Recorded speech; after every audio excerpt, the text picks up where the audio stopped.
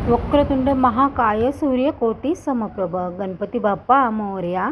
हे पहा किती सुंदर असे मोदक आज तयार केलेले आहे। तर हे बीट घेतलेले आहे 2 मी, त्याची साल काढून घेतलेली आहे मैत्रिणींनो। आणि ना 200 ग्रॅम आहे ना खवासुद्धा घेतलेला आहे आणि 1 वाटी आहे ना गूळ घेतलेला आहे किसून। तर खव्यामध्ये ना साखर नाही आहे मैत्रिणींनो, गोड नाही आहे थोडक्यात तो खवा।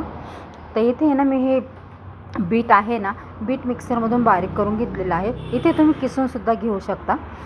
तर ह्या पद्धतीने मी घेतलेला आहे। तर आहे ना आता एक आपण कढई ठेवलेला आहे, त्याच्यात आहे ना 1 चमचा तूप ॲड करायचं आहे आणि जे आपण वाटण केलेलं आहे ना बिटाचं ते त्याच्यात ॲड करणार आहोत, हे पहा। आणि त्याच्यानंतर आहे ना गूळसुद्धा त्याच्यात ॲड करणार आहे। हो मैत्रिणींनो, इथे ना जास्त वेळ लागणार आहे, 10 ते 12 मिनटं आहे ना पूर्ण हे आटायला लागतं। कारण आहे ना गुळाचं पण पाणी होतं आणि बिटाचं पण पाणी वाचतं ना त्याच्यामुळं।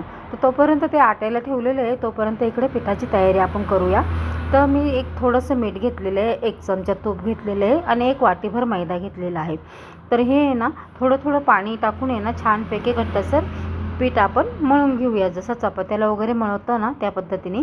आणि याच्या पारंब्यासुद्धा करून ठेवूया। 10 मिनटं हे झाकून ठेवायचं, तोपर्यंत आहे ना छानपैकी इकडं आटतंय पण, हे पहा।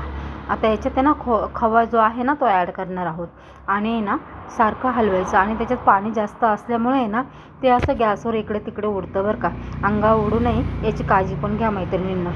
ते एकसारखं त्याला ढवळत राहायचं आहे, म्हणजे कसं खाली पण लागणार नाही। तर ह्या पद्धतीने हे पहा 12 मिनटांनी आपला खवा तयार आहे। आणि इकडे मी पीठ पण मळून झालेले 10 मिनटं झाले होते, तर त्याचे पारंब्या करून त्याच्यात हे सारण भरून मोदक पण छानपैकी तयार झालेले आहे। हे पहा मैत्रिणींनो, किती सुंदर असे मोदक झालेले आहे।